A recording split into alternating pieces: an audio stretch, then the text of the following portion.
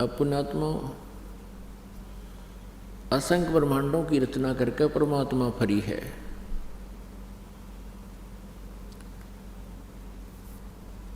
और परमेश्वर ने अपनी वचन शक्ति से प्रत्येक पदार्थ में गुण भर दिया है।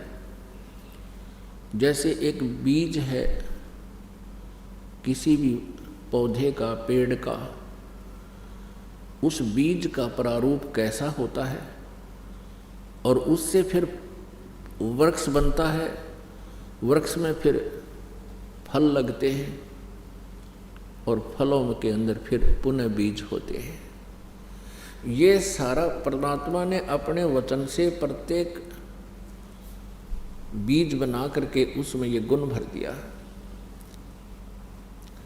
तो पुण्यात्मा परमात्मा अब फरी है, उसने विधान बना दिया, ऐसे कर्म करोगे तो ऐसा फल मिलेगा, ऐसे करोगे तो ऐसा मिलेगा। ये भी विधान बना दिया कि जो ऐसी साधना करेगा इन मंत्रों की, उसको ये फल मिलेगा, उसका पाप नाश हो जाएगा। सब ब्रह्मांडों को अपनी शक्ति से घुमा रखा है, अपने वचन से। सब उस परमात्मा के आदेश से नियमित चक्कर काट रहे हैं। ये पृथ्वी कितनी बड़ी है और इसके ऊपर कितना ये समुद्र जल इसके ऊपर रखा हुआ है। अब ये वैज्ञानिक भी इस बात से अचंभित हैं कि पृथ्वी जल पर है या पृथ्वी पर जल है, ये निर्णय नहीं कर पा रहे। जीव की सोच अपने सतर की होती है, परमात्मा का जो क्रियाएं हैं वो मालिक वाली ही होती है। परमेश्वर ने ये सब को आदेश दे रखा है, अपने समय पर घूम रहे हैं। कई अरबों युग हो गए इस पृथ्वी को घूमते हुए, एक सेकंड का भी अंतर नहीं करती। इसमें कोई चाबी बरनिया को नहीं, इसका कोई इलेक्ट्रिसिटी का जो है ना कोई पावर देने वाला नहीं, यानी उस गुप्त पावर से, ईश्वरीय परमेश्वरीय शक्ति से ये सब ब्रह्मांड और सब जीव, सब पेड़ पौधों के बीज अपने आप क्रियाएं कर रहे हैं। तो पुण्यात्मा जो वर्तमान में साइंस है, ये साइंस तो बच्चों का खेल है उस परमेश्वर की साइंस के सामने। साइंस माने विज्ञान, विज्ञान माने तत्व ज्ञान। तो उस परमात्मा के वचन से सब कुछ हो जाता है। पहले उस परमेश्वर की भक्ति करके ऋषि महर्षियों ने उस परमेश्वरीय शक्ति का कुछ अंश संग्रह करके और यह बहुत से चमत्कार दिखाए हैं। जैसे अगस्त ऋषि जी ने 7 समुद्रों को एक ही घूंट में पी लिया था, सोख दिया था। अब बताओ, एक व्यक्ति ने ऐसा कर दिया और फिर वापस से उसको जैसे पानी वापस डाल दिया, मुंह से कुरला कर दिया, 7 परिपूर्ण हो गए। पहले की जो पूर्व समय की बहुत सी ऐसी कथाएं हैं जो आज स्वीकार्य नहीं हो सकती, क्योंकि हम परमात्मा की भक्ति शास्त्र विरुद्ध कर रहे हैं और शास्त्र विधि त्याग का मनमानी पूजाएं करने से परमेश्वर की पावर का लाभ नहीं मिलता। फिर हम हीट एंड ट्रायल मेथड पर आकर डट गए। ऐसा नहीं हो सकता, ऐसा नहीं हो सकता, क्योंकि अब वर्तमान में हो नहीं रहा। तो परमात्मा वही है, उसकी शक्ति वही है, लेकिन हमारी विधि खराब होगी जो हम परमात्मा के शक्ति से, परमात्मा की उस महिमा से अपरिचित होकर के उसका लाभ प्राप्त नहीं कर पा रहे। तो प्रसंग चल रहा है कि परमात्मा कबीर देव जी ने आकर के यहाँ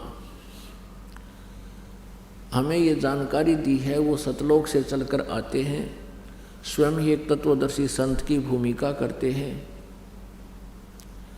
उन्होंने क्या बताया कि अक्षर पुरुष एक पेड़ है, निरंजन वा की डार और तीनों देवा शाखा है, ये पात्र रूप संसार है। अब पुण्यात्मा, ये परमेश्वर की 600 वर्ष पहले लिपिबद्ध की हुई वाणी है। उस समय इन नकली ऋषि महर्षि गुरु ब्राह्मणों ने परमात्मा के इस तत्व ज्ञान को रिजेक्ट करवा दिया था, ये कह करके कि कबीर जी अशिक्षित हैं, ये संस्कृत भाषा नहीं जानते। और सभी हमारे सदग्रंथ शास्त्र संस्कृत भाषा में लिखे हुए थे, अब अनुवादित हो गए हिंदी में। आज हम भी पढ़ सकते हैं कि उनमें क्या लिखा है, और परमेश्वर की वाणी भी हम पढ़ सकते हैं। परमात्मा ने 600 वर्ष पहले क्या कहा था, तो आज हम ये पहचान सकते हैं कि कबीर इज गॉड। जिनको हम ऋषि महर्षि गुरु मंडलेश्वर माना करते थे, उनको कह कह का भी पता नहीं था अपने सदग्रंथों का।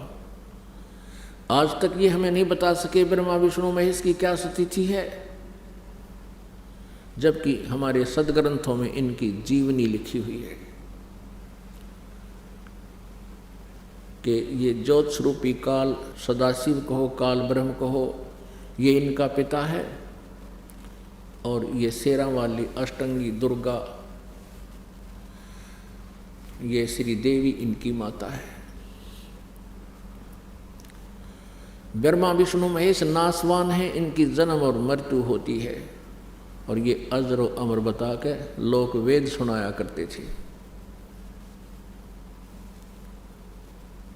श्रीमद् भगवत गीता अध्याय नंबर 15 के श्लोक 1 से 4 में कहा है कि इस उल्टे लटके हुए संसार रूपी वृक्ष है, इसको जो संत तत्व से जानता है, जड़ों सहित जानता है, पत्तों सहित जानता है, स वेदवित, वो तत्वदर्शी संत है। तत्वदर्शी संत की प्राप्ति के उपरांत उस तत्व ज्ञान से इस अज्ञान रूपी अंधकार में हम भटक रहे थे, उस तत्व ज्ञान रूपी शस्त्र से इस अज्ञान रूपी गुत्थी को काट के उसके पश्चात, यानी तत्व ज्ञान से परिचित होकर उसके पश्चात परमेश्वर के उस परम पद की खोज करनी चाहिए, जहाँ जाने के बाद फिर लौटकर संसार में कभी नहीं आते, अर्थात जिनकी कभी जन्म मृत्यु नहीं होती, पूर्ण मोक्ष हो जाता है। और गीता ज्ञानदाता कहता है कि उसी परमेश्वर ने सारे ब्रह्मांडों की रचना की है। संसार रूपी वृक्ष की प्रवृत्ति जिस परमेश्वर से विस्तार को प्राप्त हुई है, अर्थात जिसने सब ब्रह्मांडों की रचना की है, उसी की भक्ति करनी चाहिए। यदि ये अज्ञानतावश श्री कृष्ण जी को कहते हैं कि श्री कृष्ण जी ने गीता बोली, ऐसा जो कहता है वो तत्व ज्ञान से अपरिचित है। और फिर भी यदि हम इनकी बात को ध्यान में रखें कि श्री कृष्ण जी ने गीता बोली है, तो श्री कृष्ण जी को ये सर्वेश्वर बताते हैं, विष्णु जी को ये परम शक्ति बताते हैं, अजर अमर बताते हैं। गीता ज्ञानदाता चौथे अध्याय के 5वें श्लोक में, दूसरे अध्याय के 12वें श्लोक में और चौथे अध्याय के 9वें श्लोक में, 10वें अध्याय के दूसरे श्लोक में कहता है, अर्जुन तेरे और मेरे बहुत जन्म हो चुके, तू नहीं जानता, मैं जानता हूँ। तू और मैं और ये सैनिक पहले भी थे, आगे भी होंगे।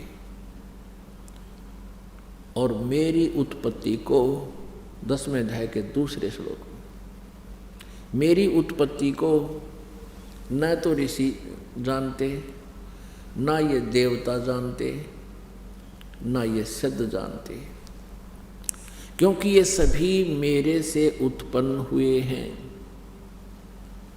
बिल्कुल सही है। पिता की उत्पत्ति को संतान नहीं बता सकती, पिताजी की उत्पत्ति पिताजी का पिताजी बता सकता है, अर्थात दादाजी।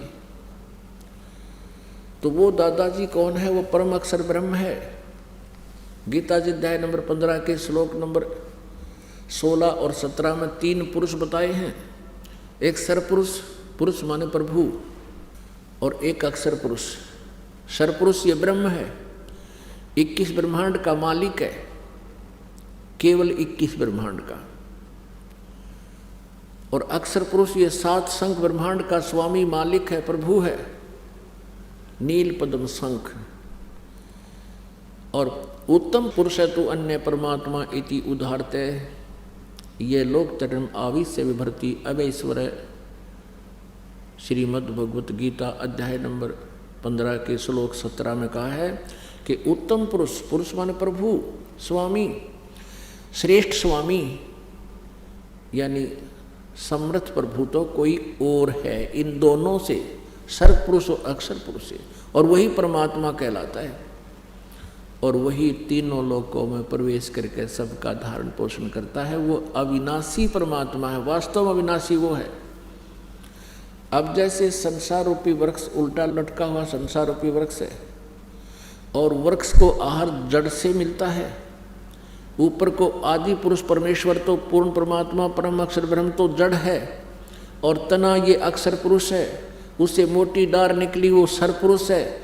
और सर पुरुष के ये 3 शाखाएं हैं, रजगुण ब्रह्मा, सतगुण विष्णु, तमगुण शिव जी और पात रूप संसार। ये कबीर परमेश्वर जी ने अपने द्वारा रची हुई सृष्टि का आप ही ज्ञान दिया और इस ब्रह्म की, इस काल की उत्पत्ति बताई है।